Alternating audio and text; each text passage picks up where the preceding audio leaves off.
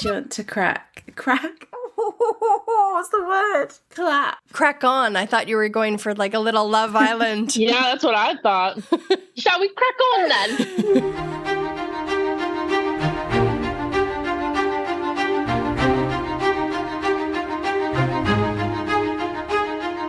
Hello, everyone, and welcome back to What a Barb, a Polin podcast. You should say Barbify. Well, what's the new name? Let's all decide then. Welcome back to Masquerade. Elevators on parade. Masquerade.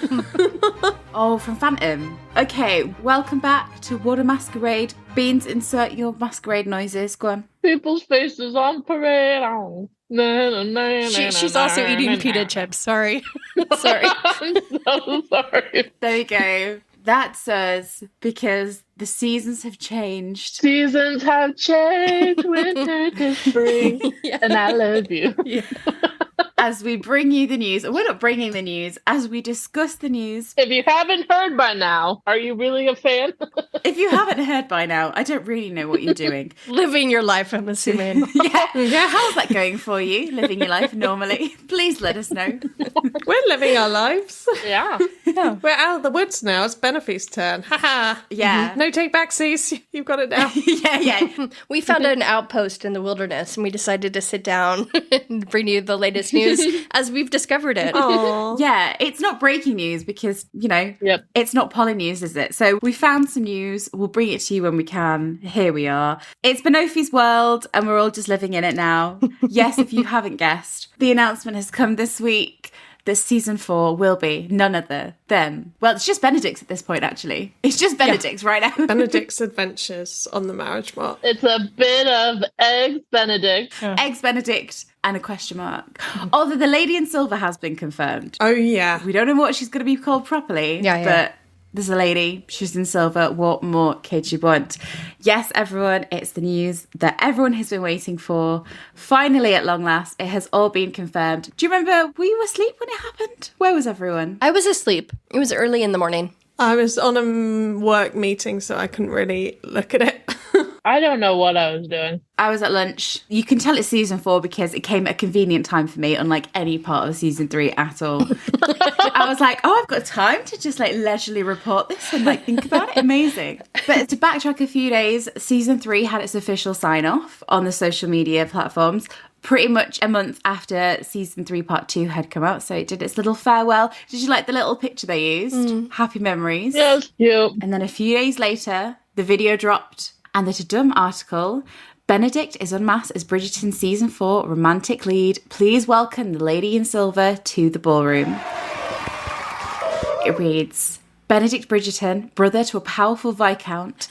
Did they have to remind us that he's a brother to a powerful Viscount? And a very good travel writer, I'll have you know. And a good travel writer, yeah. Mm-hmm. Has a closet befitting his season. Oh, okay. I don't think I've actually read this. Oh, Just breaking news. I've not read this particular article, so it's all breaking news to me. I've also just woken up from a nap, so we're just rolling with it. But an unforgettable masquerade ball is coming to Mayfair, and with it, Benedict as the lead of Bridgerton season 4. That's right, the man who once moved from the corner of the ballroom is about to be the focal point of the marriage mart as he searches for a mysterious woman called the Lady in Silver. I'm sorry, when did he moo? When does he moo? 2:01. Someone's not paying attention. He actually mooed? Moos. Oh, moo. I thought you meant moves. Oh, no, like the cow. Oh, okay. He moos at Eloise in 201 when she says she feels like a calf trussed up for auction. Do you know what? I think it's just like when you've revised for an exam and then you forget everything. I couldn't tell you what happens in any episode of Bridgerton. On the subject of cows, this is unrelated. I do love a cow. Sorry. I could have gone anywhere. Don't do that when I'm taking a sip of Coke. On the subject of cows. I really like socks. And I really like Hang on. Where's this going? Right, so do I. Are we talking about cows or are we talking about socks? I really like the cheap socks from Target. Right. If you like Target, you know, they have some great cheap socks. They have some cute patterns. Not sponsored. Yeah, I love a pattern sock. Yeah. But I told my mom I didn't want her to spend a bunch of money on me for my birthday. And I was like, oh, just get me a pair of socks. And she did give me some of the brand I wanted, but she also got me just one pair of these black socks with a cow on it. And the cow is visible right on your ankle. And I was like, there is no world in which I'm walking around with a cow on each ankle. Anyway, sorry. Oh, Lecky, why are you not? I don't want to be compared to a cow walking around. Why do parents buy you the most, like... Oh, yeah. It's like they've never met you before. And you're like, Yeah. Right. you've known me my whole life. Yeah. Right. They've never successfully bought me any clothes. Yeah. Right. My mom, I asked for like socks each year too. And I'm just talking, you know, like Hanes her way, some like good white socks. This bitch, I love you. This bitch buys me like cat socks because I love cats. Uh-huh. And every year, it never ends. Just straight up, just cat socks. I have a hoard of cat socks that I cannot wear in public. I've got more cat socks than I have regular fucking socks. Oh. And if you would like to send Beans and Lecky cow and cat socks, our PO box will be opening. In the never-ish future.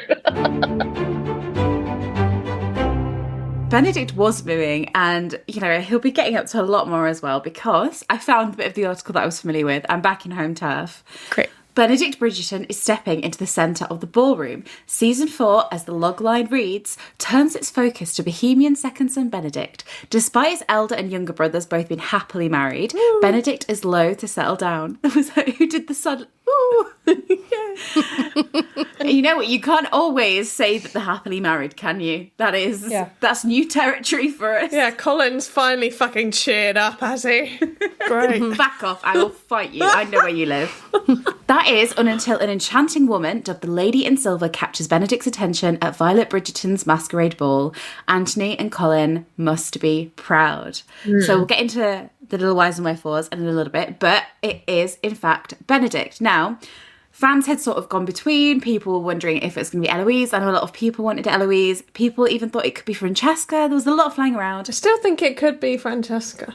You still think it could be? A little bit. Right now? I think she's the B plot. She's the B plot. Okay, that's fair enough. Yeah. I was going to be like, Veg, I hate to sort of burst your bubble here. No, because why did that thing say that Michaela was going to be a main role? I think she'll come back and she will be more of a main character next season. Yeah. If you don't know what Veg is talking about, in the casting call that was leaked from when Michaela was cast, it described Michaela as playing a very small role in one episode of season 3 and then a leading role in season 4, which made people wonder if that would mean that Francesca's story would be the lead in season 4. Right. But I describe like Colin as a leading role in season 2 or Benedict as a leading role in season 3 as opposed to being like the actual leads. But yeah, we all sort of had thought it was going to be Benedict for quite a long time, didn't we, right? Even before season 3 came out, we thought that Eloise's love story would make more sense if it came after her favorite brother got married and found love also. Yeah. Because in the books, if you're not familiar with the books, it goes Daphne, Anthony, so it's all sounding good. And then in the books, it's An Offer from a Gentleman, Benedict's story. And then there's a big time jump when it moves to Colin's. And then Colin's, Eloise's and Francesca's follow one another chronologically in the books in terms of when the books came out. But the stories take place at pretty much the exact same time. Yeah. So obviously when Colin came before Benedict, it threw everything out a little bit. And then as you're saying, Lecky, in the books, Eloise's story in a big way is kickstarted by Penn and Colin marrying. In the books, Colin is her favourite brother, which they kind of like dabbled into a little bit in season 3. But I think consistently, although she's always been very close with both of them, she also has this very long-standing close bond with Benedict that's gone right from season 1. Yeah. So people had wondered whether it could be Elle in season 4 because that story from the books of Penn and Colin marrying and then that triggering her story. But yeah, I think I agree. I think I've always been of the mindset that, and I think we've all kind of agreed that Benedict following Colin is interesting because it suddenly makes him have a younger brother who's married and really happily married, which sounds like what they're kind of leaning into in that tagline. Yeah. And then that places him in a funny position. Yeah, so it is interesting because it does change up the domino effect of how everyone's stories fall. Yeah. Because they do all kind of influence each other. And you see that in the show, there is a precedence that the previous lead has a moment with the next lead. So, you know, Daphne being heavily involved with Anthony in his storyline. We saw Kate and Anthony being involved in Colin's storyline in sort of episode 7 when things were going really badly between the two of them. Yeah. And so it really does create this slightly different effect, especially for Benedict, because it's interesting because the characters of Benedict and Colin, they exist in a similar space in terms of they're both a bit listless. They don't really know what they're doing. Right. They've struggled for purpose. They've both brought purpose up. And Colin has been criticised as a character, not by us, Veg notwithstanding. No, she loves him, don't you worry, guys. Don't even dare. But in terms of Colin is sometimes criticised for, well, he's a third son. He isn't trying to sort of progress his life at all. Yeah. Actually, Colin had always taken steps, wrongly often, to try and be more grown up and to start his life. Whereas Benedict is much, much older than Colin. There's a much bigger age gap than people think. And yet you've still got his character who has been sort of wandering around, going between different things, on the edges of society, sort of dancing around. And it does now, with Colin actually settling down and marrying and then having a career and getting on with it, it does place him in a different position. And a career is sort of artistic. You know, Benedict is the painter and everything. I think that would show Benedict, oh my God, look at me. I can be in the arts as well and be part of society and respected or whatever, do things on my own terms. Yeah, I really do hope that he rediscovers his artistic self because there's that really awkward dinner he has with Tilly and Paul asks about his interests and asks if he's into art, and he just kind of stumbles over, you know, and it's just so awkward because you could just tell that that element is missing for him. Yeah. So I hope he finds it again. That expression. Do you think there's going to be a montage in season 4 of him like furiously painting because he's obsessed with the woman in the mask? Yes. So I thought it could be really interesting. I had this this daydream, sorry, going off on a speculation tangent. It's what we do best. But I thought it'd be really interesting if, because of the Masquerade, he was really interested in the lady in silver's eyes. And so he draws her eyes over and over. And well, you might talk about this later, but a bunch of people have also been discussing maybe potential Mulan influences if Sophie is East Asian, because there are some East Asian writers, I believe, in the writing room. But I thought it could be really interesting if they go in kind of a 12th Night direction. Yeah. And instead of playing a maid in the Bridgerton household, if Sophie plays a footman. Interesting. Especially because they keep making a point of calling Benedict pansexual instead of bisexual. So I thought there might be kind of a gender confusion element. Yeah. So anyway, so I thought it'd be really interesting if he spends like a bunch of the season like drawing these pair of eyes, and then he realizes that the eyes also match his footman or whatever, that he's also kind of developed this close bond and attraction to. Oh my God. Lucky! That's so cool. That's so cool. It's probably not going to happen. Editor's note. Sorry, guys, but another thought came to me on this subject after we recorded, and I don't know when we'll actually get a chance to speak about Benedict again, so please humor me. So I was thinking it could be interesting if Sophie actually plays Benedict's valet if they go in this direction. That would place them both in close proximity at times and allow for some fun sexual tension. For example, Benedict could be confiding in his valet about the lady in silver and his search for her, only to then have a moment with his valet with Sophie as she's adjusting his clothes or perhaps helping him dress or even undress to get in the bath. Sorry, thank you for this daily spiral. This is also reminding me of this Korean drama called Coffee Prince, where this girl gets hired to a coffee shop that only has really attractive men, and then the owner like falls in love with her thinking that she's a man. There's some problematic elements in that show, but it's very 12th Night. Reminds me of Mulan, to be honest. Yeah. They would have to be really sensitive in how they do it, but I just thought it could be interesting if, like, maybe he's drawing these eyes again and he looks up at his footman and he realizes those are the pair of eyes he's been drawing all along. Oh! Spoiler alert. Editor's note, just in case you're new to the podcast, we do occasionally mention spoilers from the books, so we will be touching on Benedict's book, as well as some of the other couples and their endgame pairings. We will not be including spoiler alerts for everything, but I am adding one here just because we mention an event that takes place at the end of Benedict's book to avoid being too spoilery. So if you'd like to skip that, please jump ahead to around 15 minutes and 45 seconds, or the next spoiler sound effect. Because Beans, Veg, how familiar are you with Benedict's story in the books? Yeah, because this is a nod to something in the books. Not at all. Oh, so Beans, you're going in kind of blind. I'm going in blind as well. I bought the book. I know I've heard elements that I am not a fan of. Yeah, he's a very controversial book character. Yeah. He's very different in the show. We will probably be doing a reread at some point. Yeah. Oh, I'd love to do a reread with Beans of A Novel Can't from a wait. Gentleman. But the part of the book that inspired this idea for me was he basically finds out who Sophie is because she's wearing a blindfold at the end of the book. And it reminds him of how she looked when she was wearing her masquerade mask. Wait a minute. Sounds like 50 Shades of Grey. I don't want to live forever. No, they're playing like blind man's bluff, but yeah. The very, very, very quick overview is... Okay, so he meets her at a masquerade and she's wearing a mask, so he can't see anything except for, like, you know, her eyes and her lower face. She's wearing silver, and he basically spends the next 2 years kind of fantasizing about this woman. But in the meantime, he also meets Sophie, who he believes is a maid, and helps her get employment at his house for reasons. So he's torn between Sophie and this lady in silver that he's been chasing, who he doesn't know who she is. So at the end of the book, he sees Sophie playing blind man's bluff, where you wear a blindfold and you're trying to like catch other people. And he realizes that she is the lady in silver because with the blindfold, she resembles the woman he met at the party wearing the masquerade mask. Oh, how wonderfully convenient. So he's been looking for her for 2 years, and it's only when she puts the blindfold on. She was right there all along. I think that's hilarious. And I originally hoped that they would include it like that, but I kind of like my idea better now. Spoilers. What is it about rom-coms where it's like, oh my lord, she just put something on her face and I have no idea who she is anymore? Like, what is it? Yeah, the makeover from She's All That. If you can't tell, Beans, it's heavily influenced by Cinderella. And it does remind me of A Cinderella Story, one of the best films of our time. A Cinderella story, yeah, I was gonna say. Well, she has like the tiniest little mask on. It's like, who the fuck is this mystery woman?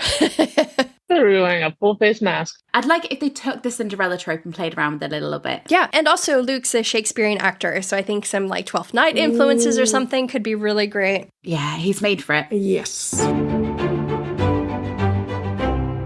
So, we weren't that surprised by the revelation it was going to be Benedict's. Season 3, it did have quite a few clues, didn't it, really, that kind of gave it away that it was going to be Ben's. Yes. Most notably, probably episode 8, obviously, the reference to the masquerade was pretty a clear indication. Overt, yeah. And also just Benedict's general attitude towards the end, like the whole him talking about how he can't be tied down, and Yes. how with Anthony and Colin, they also had similar kind of statements that they later Regret, yeah. in the next season. Yeah. And there were definitely moments as well that you can see why people might have thought it was Eloise, because she definitely said lines pretty much that were taken from her book in some points about how she felt about being left behind. And we'll come on to Eloise in a little bit. But overall, I do think it's Benedict's time, is what I would say. Are we all feeling it's ready for him? Yeah. He's had his threesomes. I mean, yes, he's been announced. Well, yeah, we don't have much say in it now. I'm excited for it. Yeah. So let's have a little look at the announcement a little bit more to see what other clues we can get from it. Luke Thompson spoke to our good old friend Tudum and said that Benedict has always been a little lost or free, depending on the way you look at it. But now he's trying to find something a little bit more solid in himself. And that is something that you've seen with Benedict throughout all 3 seasons, is because he has this freedom as a second son. Freedom has been its own sort of strange prison for him as well, because it's meant that he's never really had a direction to go in. So he's been blowing too much in the wind with no direction. And we saw in season 3 how he had a turn at running the estate, and he was pretty good at it, which seemed to sort of make it worse because he was good at that, but that isn't his full role. Although, is Anthony coming back in season 4? Do we know? How long is that trip in India taking? His 8-month trip or whatever. They're teaching baby Edmund to ride a horse in India. Do we just keep cutting back every so often? Yeah. But of course, we had the announcement video with Luke Thompson in it. But Shonda Rhimes has also spoken to Tudum, and she praised Benedict's ability to light up Bridgerton, saying he's a charming man who's trying to find his way. He's very delightful and funny. I'm excited for everyone to watch him. And this is going to be really interesting because I really love Benedict, the role he plays in family scenes. I think he fits those. And it's like that Shakespearean quality, like you were saying, Lecky, that he suits so well. And what I don't think we've seen yet from Benedict, which I thought we were going to get through in season 3, I thought he was going to be broken in a way. Yeah. I thought something was going to happen in season 3 with Lady Tilly, and it was going to break him in a similar-ish way to what happened with Anthony and Sienna. Not note for note, but in that sort of, having a real moment of reckoning and being shaken, and that being sort of the trajectory going into his season. But we didn't see that. We didn't see that. So I'm really excited to see him delve into that aspect of Benedict's character. We want to see a boy cry at the end of the day. We're all here for it. But I think that would be really good to see, because I'm trying to think of like the most... He's just not really had that yet, has he? No. The showrunner Jess Brownell said she was very excited to move into Benedict's story and said it felt important for him to explore the fullness of himself before he settles down. He is someone who has big appetites, and we wanted him to see living a big life before he goes into settle down mode. I'm excited for where we're going with him in season 4. There's a lot of things I want to say about it, but I should probably wait. So naturally, Wilderness Weeks, Time of Secrets is back upon us. But there's a few things, still to gleam here and there. And of course, most notably is, although it has been announced it's Benedict's season, who has not joined the party? Where the fuck is Sophie Beckett? Hello, where is Sophie Beckett? Have you seen Sophie Beckett? I'm looking for Sophie Beckett. Hey, I'm looking for Sophie Beckett. Now, where is Sophie Beckett, bro? Don't you know? I can't seem I'm really to find looking for Sophie Beckett anywhere. Can you tell me where she has is? Sophie Beckett gone? I don't even really know who she is, but I'm looking for her. I don't even know who she is, but I'm looking for her. And you know what? We still bloody are. If anyone has seen Sophie Beckett, let her know. We're looking for her. Benedict is looking for her. Everyone's looking for her at this rate. The casting directors. Yeah.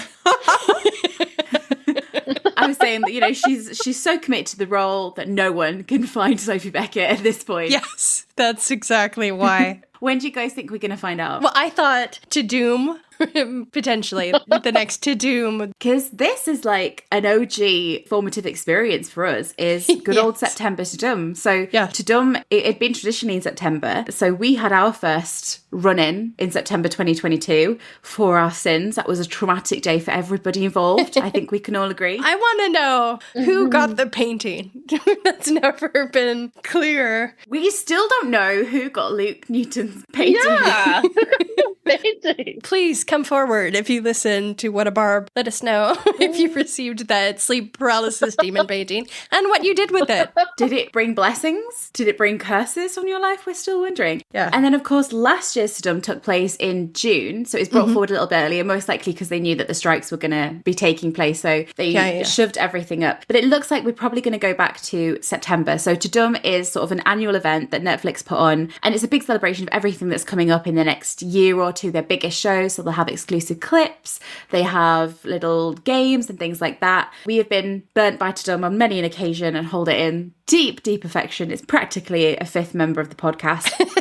But do you think we could maybe get a Sophie announcement at Tudum 2024? Yeah, I think so. And most importantly, are you ready to do another Tudum 2024? Oh, God. Oh, Lord. What are we on now? Quintuple Tudum? This will be our fourth Tudum together. How lovely is that? Oh. My goodness. It's kind of fun though, because it's kind of like been on like a school holiday, isn't it? Because although we're invested... A really shitty school holiday?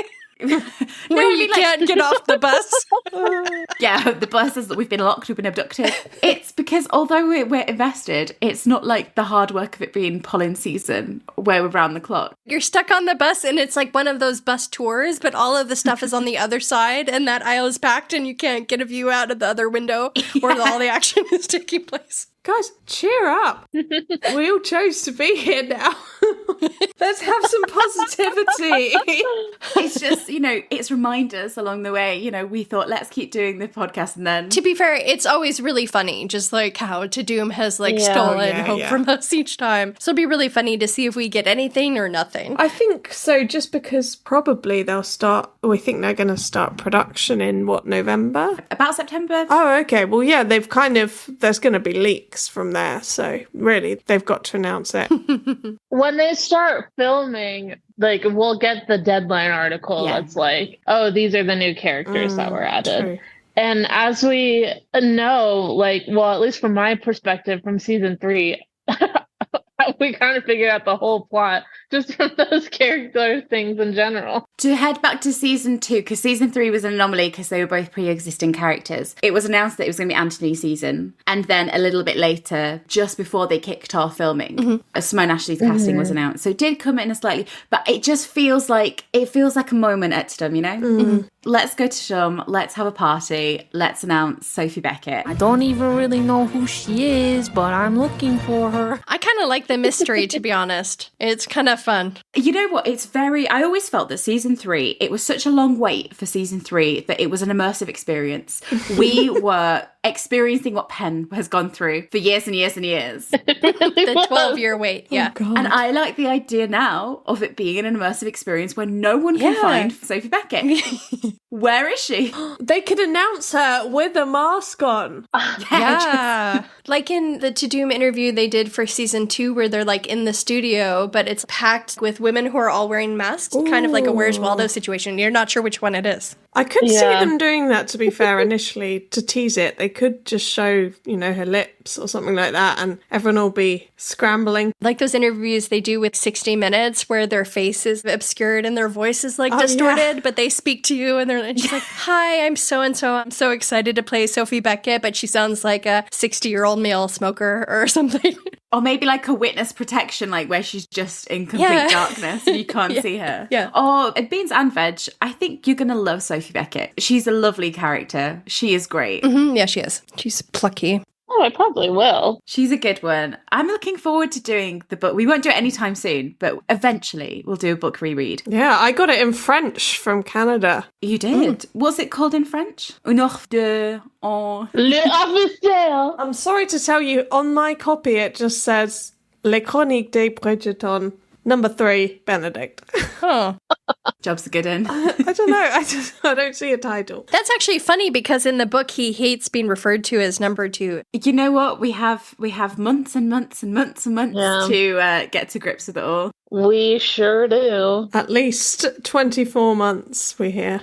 But of course, to while away, we have more little details here and there. So Benedict, tick you off our list. We've caught up with you. Obviously, we're a Polin podcast through and through to the bitter, bitter end. And we do have a little update on what's going to happen to our 2 favourites. They're obviously coming back, which is the main thing. We wanted to see them there. And it reads that our central lovers have gotten their happy ever after. Eventually, we did get there in the end. Penelope has revealed herself as Lady Whistledown, as we know. She's got married. She's become the mother of the next Lord Featherington. Colin is soaking in the brilliance of his wife and also enjoying his own writing success. And Luke Newton and Nicola Coughlan spoke to Tudum and say that they can't wait to see Polin bask in their joy. Aww. Luke said, when you go through your season, there's always twists and turns because it's interesting to watch. But once you've had your moment, it's really nice to see how they'll navigate married life. It'll be a place of comfort for them and they'll really enjoy it. Adorable. That's sweet. But it does sound, and I think Jess alluded to this actually as well after season 3 came out, that obviously we're quite used to seeing the previous leads take a back seat and have like a very soft storyline as we saw with Cantony. But it does sound as if Lady Whistledown is going to still bring up a few bumps in the road, even though she's now revealed her identity. Because Nicola said, Lady Whistledown has been Penelope the whole time. She's finally accepted, that is me, and you know what, I'm really proud of it. Look what I've achieved. She stands in her power. It's great. But Luke said that with Royal Eyes watching, he said, it'll never just be chill and quiet. I can't wait to see what happens with all that. And this is something else that you guys might not know, is that Lady Whistledown actually does have a very big role in Benedict and Sophie's story, particularly with Sophie. Yeah. So it was always interesting wondering whether Whistledown would be revealed to the public in season 3 or whether that would be delayed. And obviously with it having been announced, that definitely impacts that differently as well, doesn't it, Lex? Yes. I wonder how she's going to pull this off. It seems like one of those things where it is going to create complications where Polin will be happily married, but they will be dealing with some drama together, I think. Do you mean Polin against the world at long, long last? One of our listeners, she pitched the idea of kind of a Thin Man inspired plot with Polin, and I thought that would be so cute. I don't know if you've seen The Thin Man, but it's this movie from the 30s with this very happily married couple, and they kind of solve crimes together. They also like drink a lot. Oh, it's perfect. And they have really great banter and they really love each other. Great. And they have a very cute dog. But anyway, I thought that would be really cute. Them kind of like solving crimes, dealing with problems together, helping Sophie, presumably. Like you told me about this, I thought she was talking about Slender Man, and I was like, what? Like, No.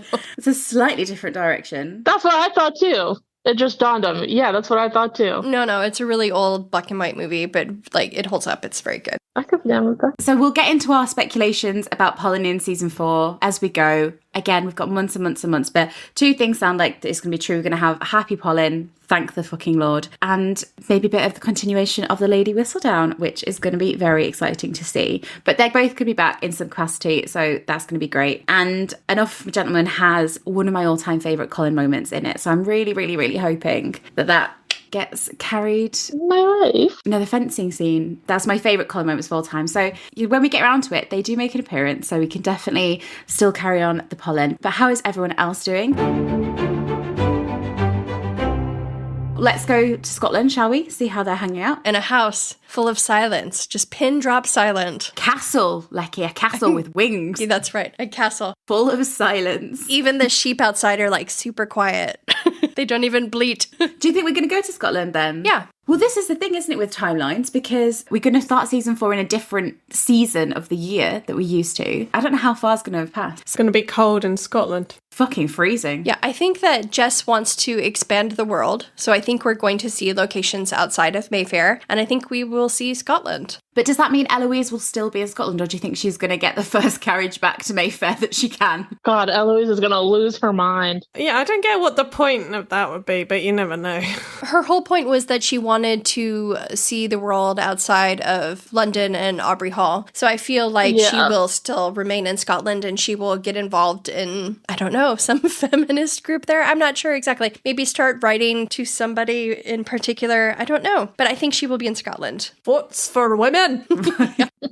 Well, okay then, let's dip into Eloise, because as I say, it was a bit of a toss-up really between whether it was going to be Eloise or Benedict, and we'd always been on the Benedict train, not necessarily because we prefer Benedict or anything like that, but just in terms of the storytelling aspect. I think overall we really love Eloise. We're really excited to see their story. Yeah, can't wait for the flowers. Well, for a start, how gorgeous is both marketing going to be? Season 4 having like a masquerade theme marketing, beautiful, and then season 5 being flowers. Yeah. Stunning. Flowers. But although we love Eloise, and I really, really can't wait to see her story, I think a lot of it is timing. It's about the characters getting their story at the right time. And I feel as if Eloise could really go on an interesting story in season 4 that then sets her up for her season. Yes, and I think Jess Brunel in a different article, she was kind of talking about how they had other plans for Eloise for season 4. Interesting.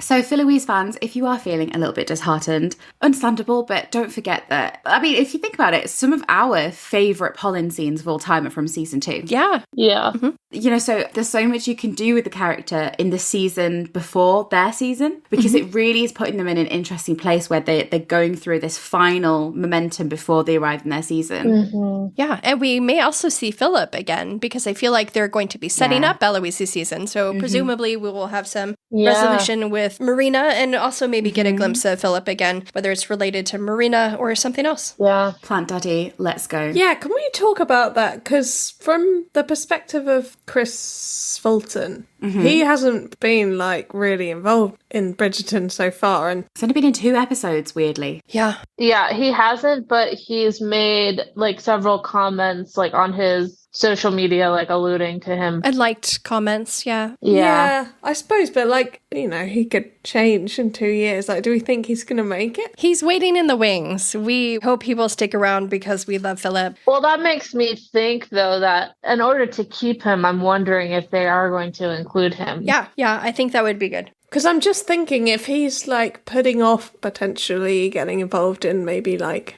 a different series or like a series of films or something like that, a franchise. He's been in Outlander, he's been in Watchers, so he's not like bind in this contract where he can't do other projects. I mean, he's done movies, he's done 2 series thus far. He did Watcher for a couple seasons, and then he did Outlander, as we know. I think he also did a TV show with Bert Seymour. Why? Yeah. I'm really not worried about it. I think because he's always known the trajectory Obviously, they hoped that the story would progress that far. It hadn't been greenlit for 5 seasons. It still hasn't been greenlit for season 5 yet, but it will be. But I think he knew very early on what his role was in the show. And ultimately, I mean, it's the biggest show in the world. The exposure potential. Yeah. It's sort of waiting for that moment. He's been so loving to fans. He's been so embraced by the fans. I think if we ever get right, I don't know if we ever will, but if we ever did a rereading of book 5, Philip is very different in the books. And I really love the way they've taken him in the show. And this is another reason I think why they wouldn't have Eloise's season after Pen and Colin's, because I think show Philip has similarities with Colin as a hero.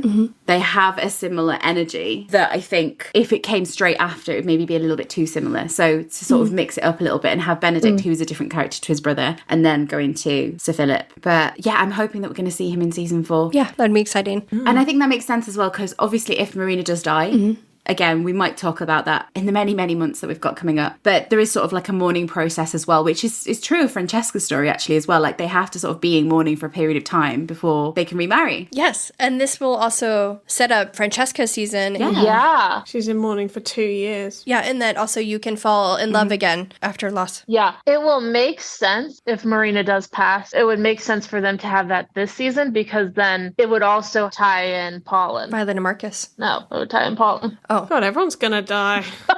Well, I was thinking about how the widow or widower finding love again story could also be paralleled in Violet and Marcus. Oh, yeah. And then also in Philip and so on and so forth. Oh, we love a bit of parallel. Yeah. I just meant that, like, Penn and Colin would maybe go to the funeral or something if there's a funeral, and then maybe Eloise would attend with them. Yeah. And get that correspondence kicking off. Yeah. I think, guys, it's going to be so exciting. You know, we loved Polin's correspondence in season 2. So imagine that sort of storyline brimming in season 4 for Eloise. Yeah, everyone loves a good epistolary romance. Yeah. Who doesn't? Yeah. That'll be fun. And with Eloise, like we said, I think it just makes sense for her journey, because the way they've done it now, obviously you've had Colin and Penelope settling down and being really, really happy together and everything like that, which then we've always seen it as that impacts Benedict, because he is suddenly like, oh, my younger brother is settling down and sorting his life and I'm still floating around. And then obviously he marries Sophie and becomes settled down with Sophie, whether they're sort of exiled from society or not, which is something we'll come to in another day.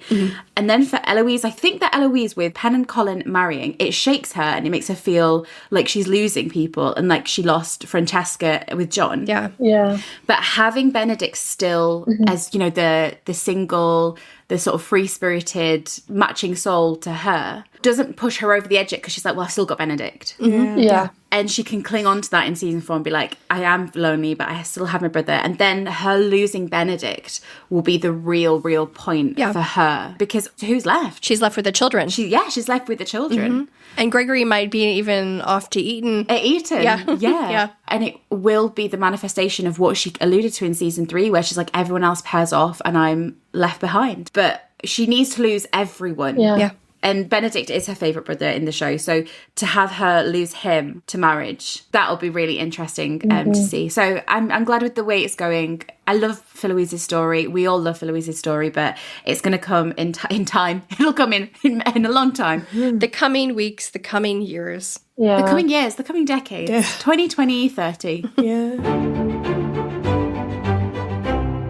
Just other little things to pick up before we wrap up. Do you think we're going to get a time jump? Or do you think the time jump's going to come after season 4? Because it has been alluded to. I think the time jump will just be like a couple months, and that Benedict season will be in the off season. I don't think they're going to do the thing in the book where he meets the Lady in Silver and then another 2 years pass. I think it's going to all be pretty immediate. Yeah. I think as well, if there is a time jump, it's just going to be a classic Bridgerton one that doesn't make any sense. Like we'll be like, has 3 years passed? Has 1 month passed?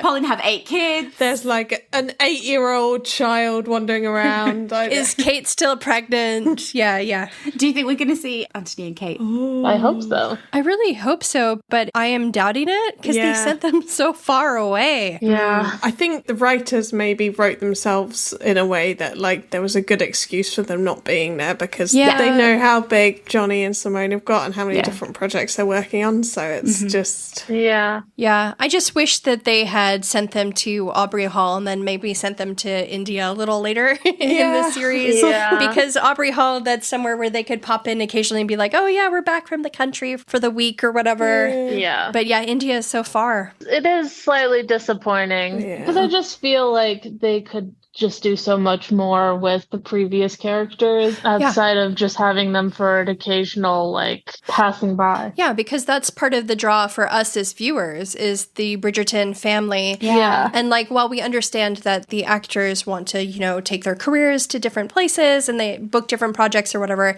part of the appeal of Bridgerton as a show is the family unit. So when you have the family slowly disappearing and pairing off one by one, I feel like we will lose something. A bit of magic. Yeah, so I really hope that they find a way to bring the family together in future seasons. And the good thing is with Jonathan Bailey, he has said he takes it very, very seriously. It's adorable. He takes it very seriously, his role as sort of the head of the household. Yeah. And he has said that he wants to be there right until the very end. And, you know, that might just be sort of a reduced capacity. So hopefully they'll find some way to include Kate and Anthony in season 4. Yeah, and Simone said, I'm a Bridgerton girl now. Yeah, she is. So fingers crossed, don't lose hope. Oh, who else is there to quickly touch on before we wrap it up? Marcus and Violet. Do you think I've been such a convert, haven't I, Lecky? Yes, you have. We've been doing a little rewatch for a game coming very soon to a Reddit near you. She keeps saying they should just get married. I'm just like, he seems really nice. Just get married. So I'm so up for them getting married. But the article alludes to her finally getting her garden watered, plowed, insert your own word here. Plowed. Fertilized. Doesn't it finally allude to more passion in their relationship in this one? On a side note, I really hope they don't have a pregnancy plot with her. Oh my God, no. What, they take Daphne's delayed pregnancy storyline from the books? Because Daphne has a kid at like 45 or something. She doesn't have a kid for like 20 odd years and then she suddenly falls pregnant. Yeah, she does. She's really annoyed about it. Wow. What would they name her? Irene? At that point, it's something like that. It's something like that. Iris. No, you'd have to start as Z, really. You couldn't go next one along in the alphabet, because that's mean to... Like a thank you next. Thanks for doing your job, Edmund. Start at the end, Zachariah. Yeah, Zachariah, Zoe... Yeah. Or start over with A. Yeah, just start again. Oh, yeah, start over. Adam. Anthony, I love that. Fuck all of you children. Well, after years of a widow, the Ton's most romantic mama may be ready for someone to hand to her garden, and it referred to the instant chemistry she had with Lord Marcus. Cute. So, who knows? They had a little dance, didn't they, at the ball? They did. I'm completely here for it. I think I used to be on the camp of like, oh, I don't really want her to get remarried. And you know what? In the books, the Bridgerton siblings are all kind of for her getting married again. So get her married. Yeah. Yeah. We were talking about this also, that I am slightly confused that there wasn't more passion in the relationship. So we'll see if that is there in season 4, because in Queen Charlotte, it's all about how she's like rekindled her sexual like interest. And then we don't see that at all in season 3. It's just her desire for companionship. So I wondered why they didn't in Queen Charlotte just have her want a companion in her life again, as opposed to her feeling these sexual feelings. And then we don't really see anything of that in season 3, except for when she's like watching his lips. Something John is marked safe from having to lay on her. I mean, it's a little bit different talking about being horny with your girlfriends than it is like talking about it with your man. Like, I will be first to admit, I'm comfortable talking about me being horned up with you guys, but like when I'm with a dude, I still get shy. I just was confused that they didn't show her attraction more, if that was something she was thinking about. Oh, yeah. So we will see if we see that in season 4. Lucky, as we were doing our rewatch of the day, you said to me in episode 5, do you think they're setting up Hyacinth and the little Lord Kent? Oh, I did. I thought he might be Gareth. I thought he might be her love interest. Yeah, and I was wondering if he might be, because if you think about it, in the books, Gareth is related to Lady Danbury. It's her grandson. And if they get Marcus to marry Violet, then any relation of Lady Danbury, it'd be a bit weird, wouldn't it, to like marry within the family. Yeah. So maybe they are gonna set it up so that Gareth is from the Mondrich's family, a super, super close family, but not now in Lady Danbury's if they do sort of like marry into the family. Do you know what I mean? Yeah. Yeah, that makes sense. Yeah. So it could be coming soon to an episode 5 rewatch near you. Well, guys, I think that's kind of it in terms of all of our little characters. Obviously, it's only little crumbs so far. We're back in the crumbs days. It'll probably go quiet for a little bit before filming starts. Oh, Lecky. Crumbs, though, from the filming announcement video, some Benefit fans zoomed in. A plus, guys. We've been there. We've all been there. Yeah, it's your turn now. The episode title and the episode number are blurred out, but it kind of looks like it might say an offer from a gentleman. And the number to me looks like it might be either episode 3 or episode 5. I think it's episode 3. I think he maybe makes his offer in episode 3. Interesting. Beans, do you know what the offer from a gentleman is? What? It could be different in season 4, though. Can I guess? Yes. Yeah, let Beans guess. What's the offer from the gentleman? The time has come to choose your own bean venture. Ba-da-da-da. So he offers to paint a beautiful picture of her like one of his French girls. I wish. Maybe show Benedict will. Yeah, I was thinking maybe the offer will be just the offer of employment at the Bridgerton house. I don't know. Veg, do you know what it actually is? He offers for her to, like, be his mistress. And what's in it for her is that she, like, gets a stable and less abusive job. What the fuck? Buck Benedict is an interesting one. Absolutely. We will cover this more in the reread. We will, because he's in love with the woman in silver. He's in love with the lady in silver. So he can't bring himself to fully commit to Sophie. So he's like, I've got a great idea for you, though. We can still sleep together, but you'll just be my mistress. All of our kids will be bastards, and you'll still be a maid. And she's like, excuse me, what? Yeah, she's not interested in the offer from a gentleman. Yeah, that's not a very gentlemanly offer. Oh, I can't wait for our book reread. To say that you love show Benedict, it's quite a contrast. It's quite a contrast. Side note. I have been looking at outdoor rugs. Where's this going? That is a side note. And you went off on my tangent. Okay, outdoor rugs and... Yeah, I'm in. Is this like Daphne and Simon hooking up on an outdoor rug? Or do we have a ruggable partnership? Or... It's 2 dogs in a canoe. Oh. It's 2 dogs in a canoe. There is a lake in Benedict's book. There is a lake. There's a tie in there. Wow. And Luke Thompson, way back when, said that he couldn't wait to get in the lake. Oh. He said that recently, too, didn't he? He said it then, he said it now. I think it was in his interview with Harper's Bazaar. I'm really glad for Luke Thompson, though, because do you remember the Valentine's Day event when they were asking him so many questions about Benedict? And you could see that he was really scared about answering anything. And he was just struggling. So it's nice for him to have it out at last. Yes, it's in Harper's Bazaar. He mentions, I like jumping in a lake. I hope I get to jump in a lake. That'd be fun. Luke Thompson, we hope all your Benedict dreams come true. And listen, I don't know what it is about Benedict, but they give Luke Thompson the best pants in the entire show. Well, except for this season, they kept ripping on him. They kept ripping on him because they were so tight. Because they were so tight. They were so well fitted.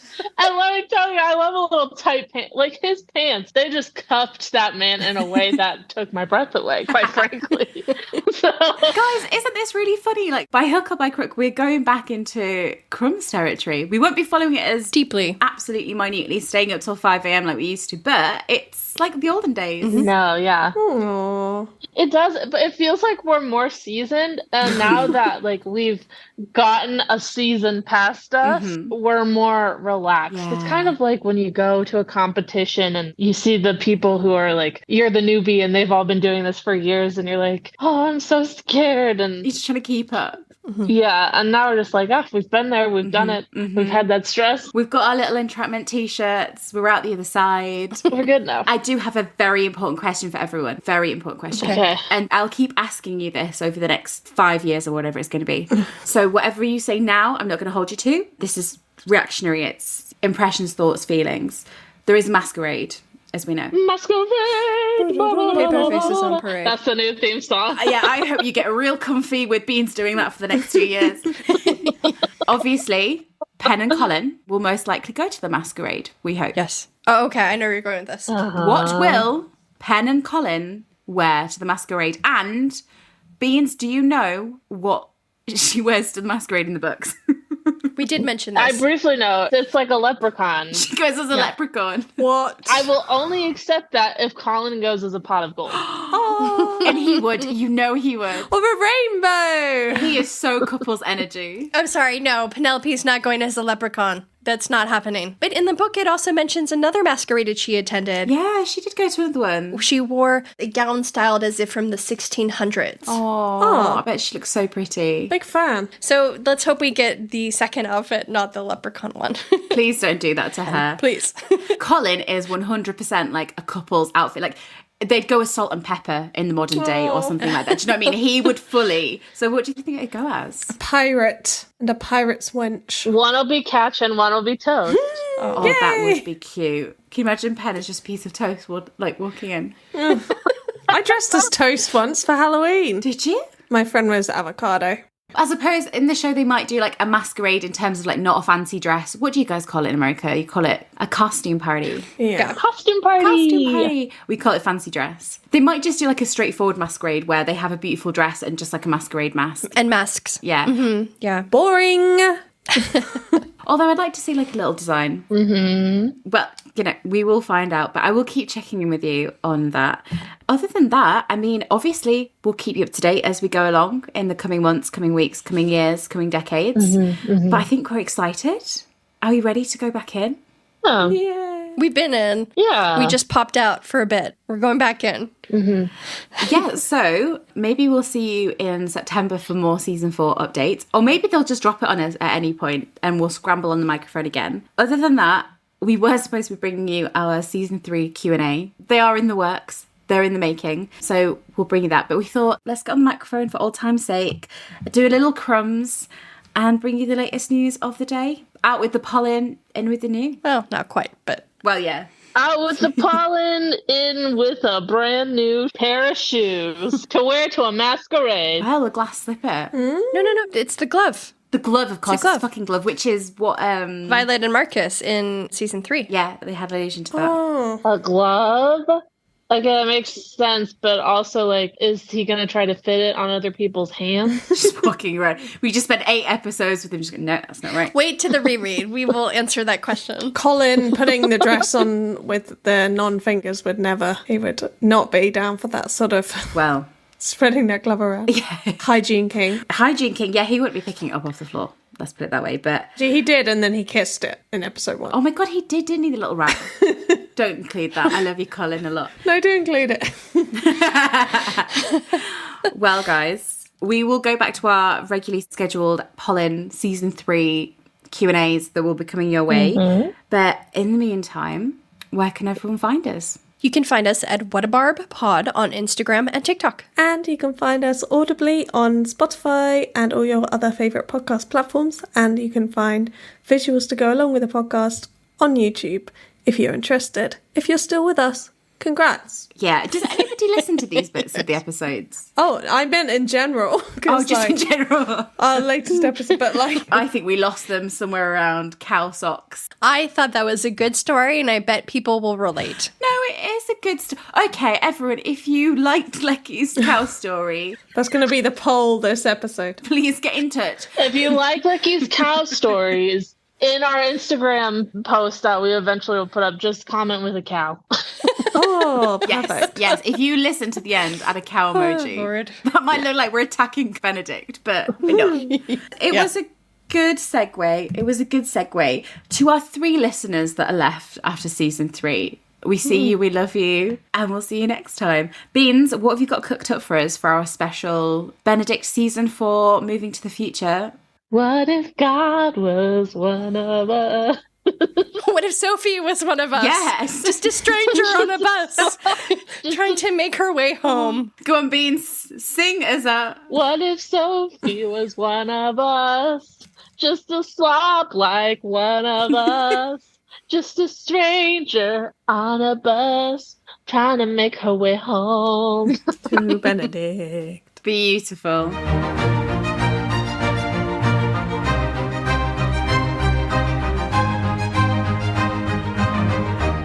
Das violin. Do do do do. Booty do do do do do do do do do do. A Polin podcast.